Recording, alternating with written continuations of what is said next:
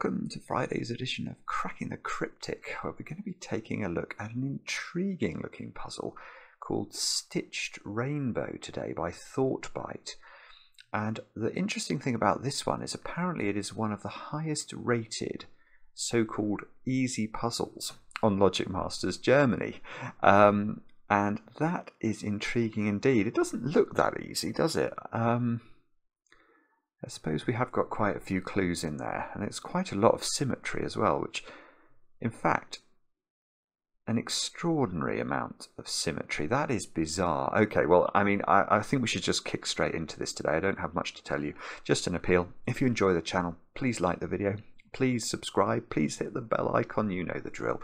And yeah, that's all I've got to say. So what are the rules of this one? We have got the following. Normal Sudoku rules apply. Cells separated by an X must contain digits summing to 10. Well, no surprises there. Cells separated by a V must contain digits summing to 5. Cells separated by a white dot must contain consecutive digits. Cells separated by a black dot must contain digits in a 1:2 ratio. That just means that one of them has to be double the other one. Not all possible dots, X's, V's are necessarily given. So that means it would be absolutely fine, for example, for this to be a 2 and that to be a 4. Although there could be a black dot between these digits, there doesn't have to be. So we can have these relationships between other dominoes in the grid. All that really means is we're being told positive information. We definitely know those two digits are in a 1:2 ratio. We definitely know those two digits add up to 5.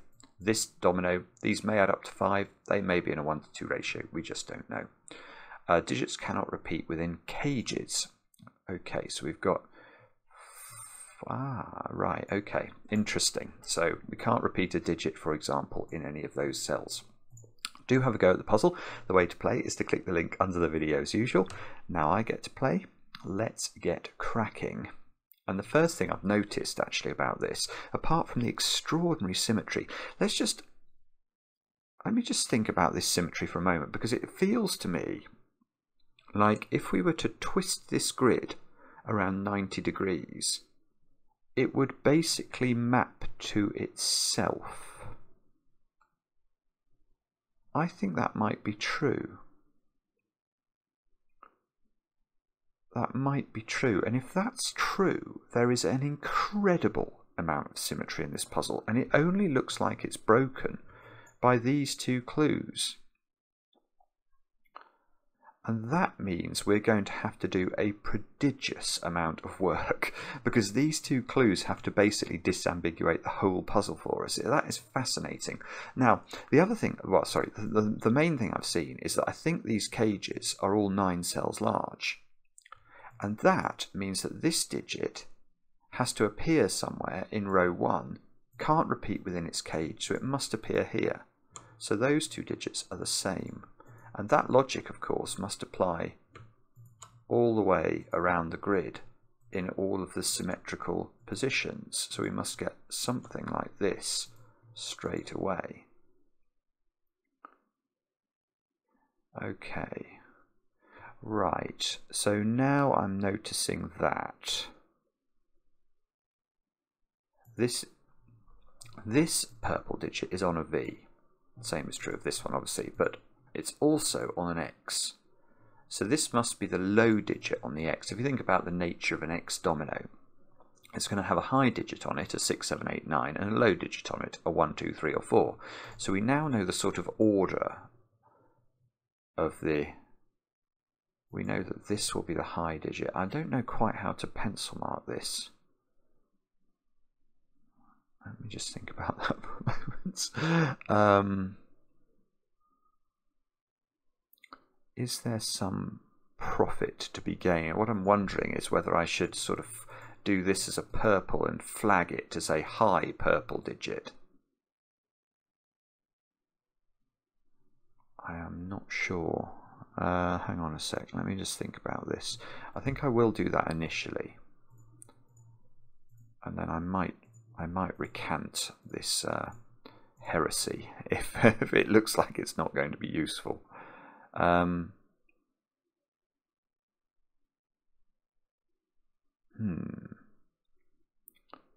Okay. Now, how does this work then with the remaining clues we've got in this grid? I'm not sure yet. I haven't quite got my head around this, have I? There's no negative constraint. I'm wondering about this X. This X definitely can't be purple. It can't be this purple, obviously, because it sees one of the purple cells. Now, it can't be green because it sees one of the green cells. So this is either blue or yellow. Now, that's interesting and all, but I don't think... Is there a way we can tell which of those is actually true? Oh, I'll tell you what, I can write 5 in the middle of the grid. Let's just take the simple, the givens. And that's because... that's probably right. I'm just thinking it's seeing 4 different versions of X clues, but that's... I might be wrong about that, because it occurs to me, is it possible that these are the same? No, these are not the same. Right, that's right. So I've got the logic a bit twisted here, but I think I'm now starting to understand it. Let's actually label up these corner digits. Now, this digit is clearly not the same as green or yellow. Now, but could purple be the same as blue? And the answer is yes, it could be, until you realise that blue has to go on this domino and purple has to go on this domino, and therefore they see each other through the medium of column 5. So these are different, and by analogy, every domino, every coloured domino is different from its friends, because that logic must apply by 90-degree symmetry to all of the colours. And that means that this central digit is not able to be placed on any X domino. Well, 1, 2, 3, 4, 6, 7, 8, 9 can always be placed on an X domino. So these are all the digits 1 to 8. And that means, sorry, not all digits 1 to 8, they're the digits 1 to 4 and the digits 6 to 9. And therefore the central digit is a 5. Now, how do we take this forward and do something cleverer with it? I mean, the interesting thing about this is there are not many things that we can do here because there's so few clues. It must be either to do with these X's ringing the central box, and okay, that I don't particularly like the look of that, or it's to do with these. I'm discounting that it is to do with these dots yet. I just don't believe it. I'm probably going to be proved wrong about that, but hang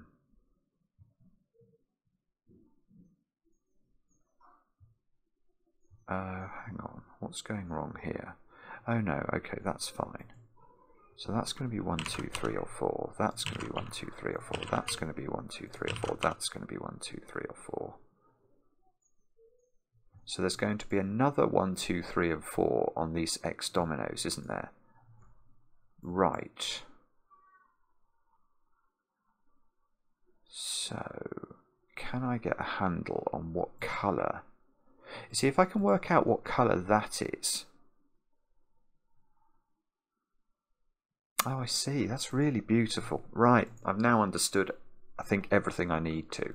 This is very clever. Right. This digit is a 1, 2, 3 or 4 by virtue of the V domino. Okay. And we know that the 4 colours of 1, 2, 3s and 4s are the digits in the corners.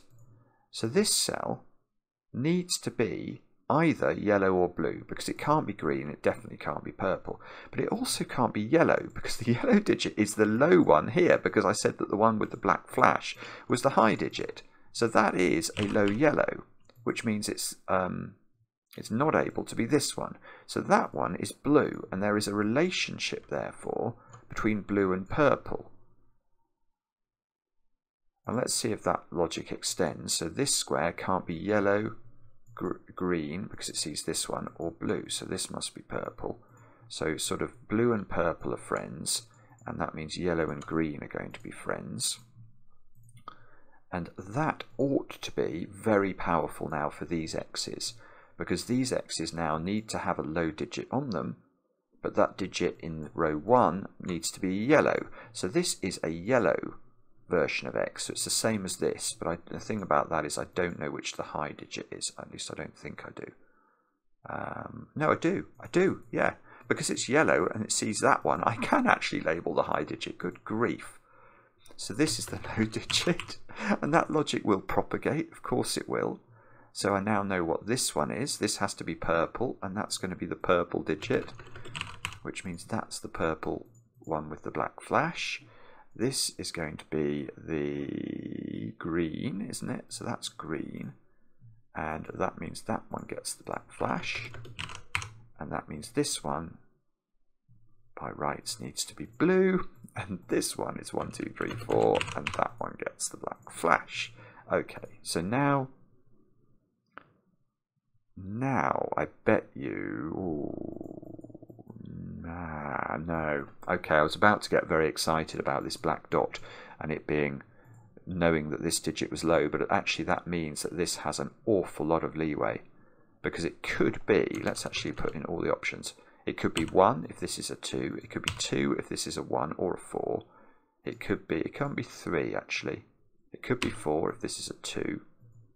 It could be 6 and it could be 8. So this, yeah, okay, so we're no closer, I don't think, or not really much closer to understanding how the black and the white dot work and how we're going to disambiguate all of our symmetry.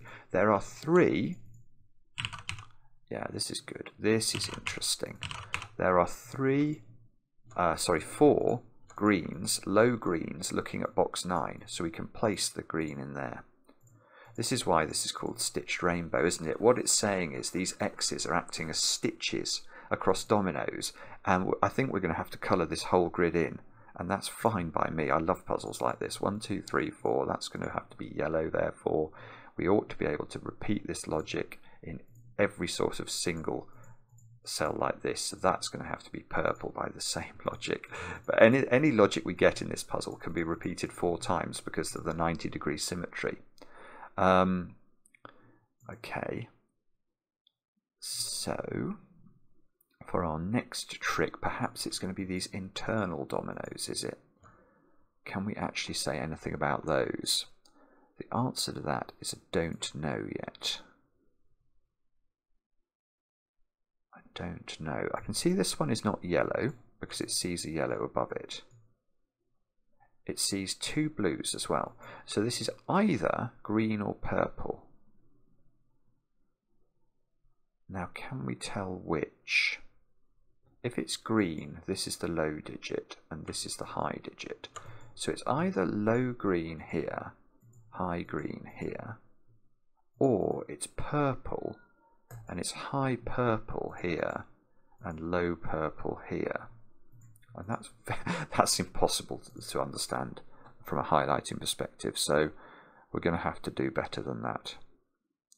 So what were the 2 options for this? Either green or purple. Yeah, green or purple. So can I see a way of doing this? The answer seems to be no. If that's green, can we do... I can't quite see how to do this. I feel there must be some logic that's going to allow me to disambiguate these internal dominoes, because I still haven't got to the point where I can do anything with the black and the white dot. So how is it we're going to be able to do that? I've got to put a yellow black flash in this stretch, so it's in one of those 2 positions. I think it can be in either. So that, and the good thing is that when we work out it's not useful to consider that logic with yellow, we can immediately rule out doing it with any of the other colours, because we haven't learned anything additional about those other colours. Right, so I'm going to come back to this and have another think about this. So if this is purple, we would know the order because the black purple would have to be here.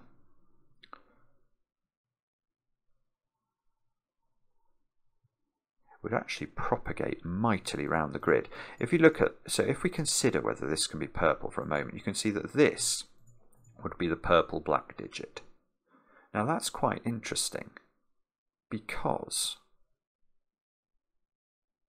that means this would have to, from the perspective of this column, we have to put the purple black digit here. We have to put the purple black digit here by Sudoku. Dum, dum, dum. That means, can we keep that going, or does that just die a death there? I don't quite know, do I? Oh no, we can keep it going. Purple black would be in one of those squares, so purple black would be here. Is that somehow useful? This is all getting very cluttered, but I don't think it's quite enough. Okay, so I don't think we can do that. Maybe we've just got to think about more Sudoku then. Okay, let's try Sudoku with purples. Purple low is in one of those digits. So one of these is purple low. That means one of these is purple low. But that logic must be symmetrical. That logic must be symmetrical, by which I mean if one of these is purple low, one of these will be blue low by the same logic. Let's just see if we can prove that to ourselves. Yeah, so blue is going to be in one of those two cells. Blue low is in one of those two cells. Therefore, right, so now we know that those 4 digits are all low digits, and these 4 digits are all high digits, which means these 4 digits on the other side of the x's are all low digits. And now, can we do... I'm not sure we're going to be able to do anything better. So that one is green or... No, that's it. Oh, that's beautiful. God grief. I think there might be another way of proving this, but I think I've done it now, and that's great. So let's focus in on this cell and ask what low colour it needs to be. Now it sees blue low, it sees yellow low, so it's not blue or yellow low. So it's either purple or green low, but it sees purple from its row, so it must be green. And that logic must be extendable around this pattern. We've now learned that that therefore is green high. And we can say with certainty that that is green low by Sudoku. So now we can say that... Okay, so we got this one using this logic, so we ought to be able to extend this to this one. So this one sees yellow low. Yeah, this is what I'd missed, isn't it? That's purple low. You have to look at the you have to look at the rows and the columns when you do Sudoku. That would be my tip for you. And if you do that, you will find that you can do this puzzle. So now this one, why can't I do that one? Oh yeah, I can. It must be yellow. It sees all the other colours. So that becomes, you've guessed it, yellow with a black slash. Therefore this, by elimination, must be blue, and this must be blue with a black slash. And now we should be able, because this is green, and green is here, that means this needs to be yellow.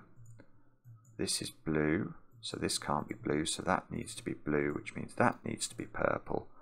This one we should be able to get now.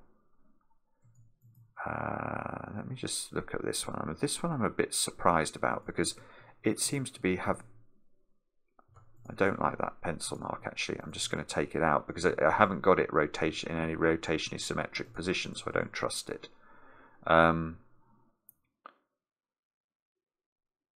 Okay, we can get rid of those pencil marks now and take another stare at the grid.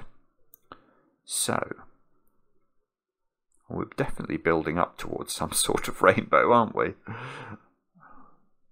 We've got...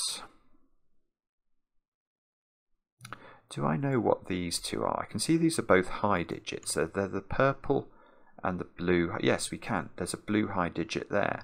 So that must be blue high. This must be purple high. And I must be able to repeat that logic now in column 5. So that one is, we need to put green high in this column, and that therefore needs to be green high, which means that needs to be yellow high. So that's a little bit of a bonus. Now we can get yellow high in there by Sudoku, which means we ought to be able to do exactly the same thing, of course, by blue. Yeah, oh, that's getting interesting. That cell is blue high. Look, blue high, blue high, blue high. So that's blue high, and that's on the dot. And we now know it's a 6 or an 8 because it's a high blue digit. So blue's high version is 6 or 8, which means this yellow's low version is 3 or 4, which means that yellow's high version is 7 or 6. So that can't... No, it can. I was about to say it can't be 6, but it can. 6, 3, and then that goes with 7, and that works. Oh, okay, sorry. But I think we can carry on with that logic. We ought to be able to get the counterpart to this cell, which is going to be purple, I think, in this cell. That's what I want to say. Yeah, purple, purple. Purple by Sudoku. That's the purple black digit. And then we ought to do that in this for green, I think. Yes, that looks like that's working by Sudoku. So we've got 3. We need the 4th high digit in here.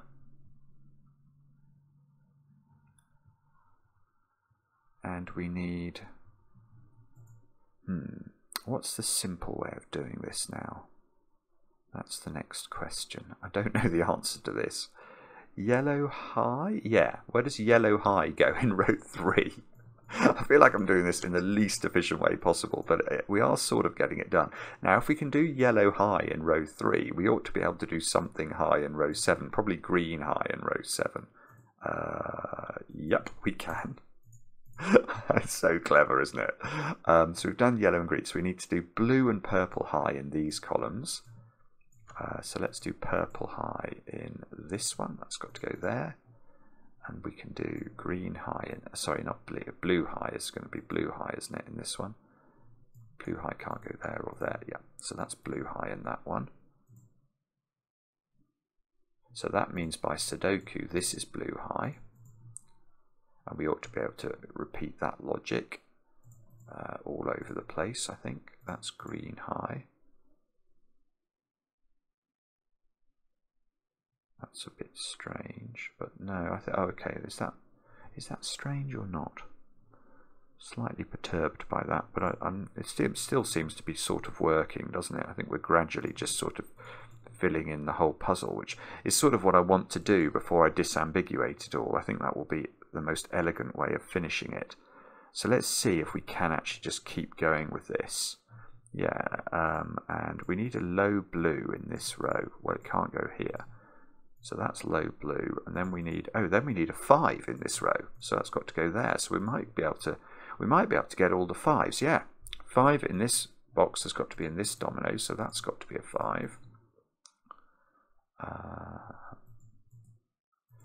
Yes, there's a 5 in one of those 3 cells in box 3, so that must be a 5, which means there's a 5 in one of these 2. Okay, more Sudoku, more Sudoku. What about that digit? That must be now known. That's got to be yellow high. So yellow high must be there in box 7. This is a 5 and a purple low. Well, the purple low must be here by Sudoku. So that fixes the 5's position, which means 5 is in this domino, which is lovely because that places 5 on the white dot up there, which is no doubt going to be important. Now this digit needs to be blue high to complete that row. We've got to put a 5 in box 3, and therefore that needs to be blue low. This square has got to be purple high. Looks like the Sudoku part of that is working, doesn't it? That's got to be green. Oh, no, I swear. Oh, that's good. I thought that was going to have to be green low, and I was like, oh no, it's clashing, but there is a green low there. No, it has to be yellow low by Sudoku. So yellow low needs to be here, which means there's a 5 in one of these and a 5 in one of these. That's strange, isn't it? Because the other 5s all seem to have worked out, but these 5s are not. Oh, unless it's going to be resolved by Sudoku, of course. That's probably what's going to happen.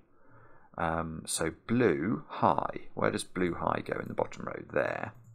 So that means that's the 5. I see. So that's the 5. And then that has to be green high. And then this has to be purple low. And blue. Okay, and what do we need in here? Greens. We need greens of both varieties. So that's going to be the green high. And that looks like we've almost coloured the grid. In this box we need low green. That goes there. And in this cell we must have yellow high. So that's it. That's it. We've done the puzzle. We've done the puzzle. In that little snippet we did the puzzle. And we did the puzzle because that's become a high digit connected to a 5. So we now know that all of the yellow high digits have to be 6, obviously, because they have to be consecutive with 5. So we can just go and pick those out. And you can see, look at that. It's going to do not only that, but it gives me yellow low now. Yellow low has to be on an X, so it has to be 4. So we can go through all yellow lows and put 4 into those. I don't know if that's all of them. Probably is. We can... That's on the black dot now. We know blue high is 8. So we can just go through and put blue high in with 8 everywhere. Like that. And now we know that blue low, because blue on the X must have a 2 on it then. So all of the blue lows turn into 2s. And yeah, and I've just spotted what that does to the V, of course. This XV now means low purple is 3. So low purple comes out. It is, I mean, I can certainly see why this has a high rating. This is so clever. And now that means high purple is 7, because there must be an X with a purple on it somewhere. It's there, look. So 7 high purples go in. Boom, boom, boom. Have we done all of them? No. Which means green is 1 and 9, and that the 4 here tells us that as well. So low green is now 1. We can fill all those in, and therefore high green is all 9. Let's fill all those in. I don't think it would allow me to do that. Oh, now we need a 6 there, and we need a 7 there. And I want to say we've just finished the puzzle. Yay! That's really clever.